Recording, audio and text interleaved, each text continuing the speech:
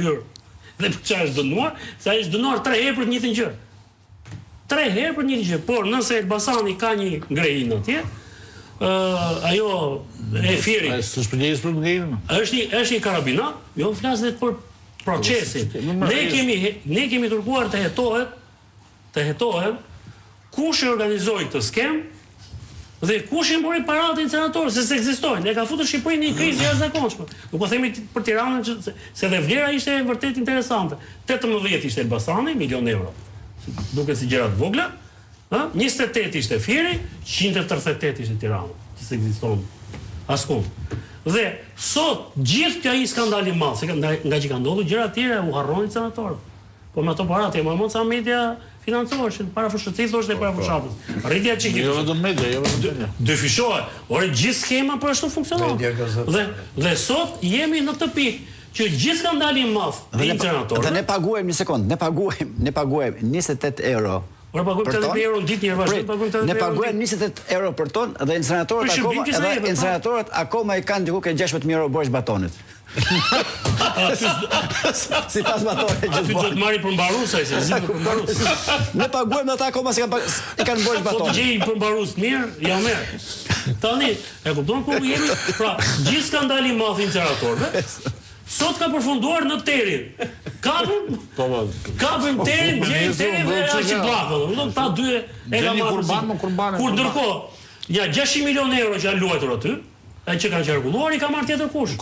Janë shërbyer për pushtetin, për të vajisur gjithë ingranazhin e pushtetit, dhe sot në na servire. 3 herë thonë janë kapur 3 ministra, është një ministër në 3 raste që kapet po për një gjë. Ore dalë se historia e mamën atë e Canës Fieri. Ore dalë tha, po këta që e vogël tha miru tha. Që mësuan gjumë, po këta tjerë. Dhe vetë historia nuk qëndron më, nuk ka shanse ta mbash në këmbë. Gjithë historia e inceneratorëve, të 3 inceneratorëve. Në Shqipëri i është faturuar 2 persona, është qesharak, edhe atyre antarëve të komisioneve që ishin 70.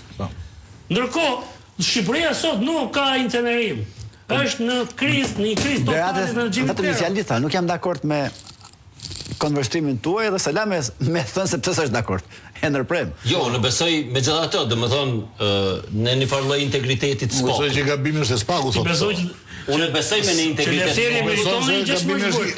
Po nëse ka thënë spaku pse se meriton, domethënë tek e fundit çime e inkurajoi Lefterin me fol, domethënë. Me fol për ato të tjera ku ka pjesë. Po flet Lefteri, domethënë sepse çështja është e dukshme. Kjo është e dukshme, ka fermos Rama dhe Veliaj. Edhe po se bëri nuk jam i prirur i besoj që dikush sakrifikohet në Shqipëri kaq shumë nëse ka informata edhe për persona të tjerë që janë aty. Se mund të ketë, ka gjë. Tani themi, sipas shkosh 3 herë. Shiko, sipas spakut, jo sipas terit. Sipas spakut, inceneratori i Tiranës është kontratë e ligjshme, është në fuqi. Dhe ne vazhdojmë paguaj. Rama dhe Velia që janë 2 kryesorë për të gjë nuk janë hetim për inceneratorin e Tiranës. Sepse sipas spakut është një kontratë e ligjshme. Ky si ministër 2 javë të fundit që ka dhënë ndërheqjen, ky arrestohet për kontratën e inceneratorit të Tiranës. Tani ose është e ligjshme ose s'është e ligjshme. Dhe nëse nuk është e ligjshme, është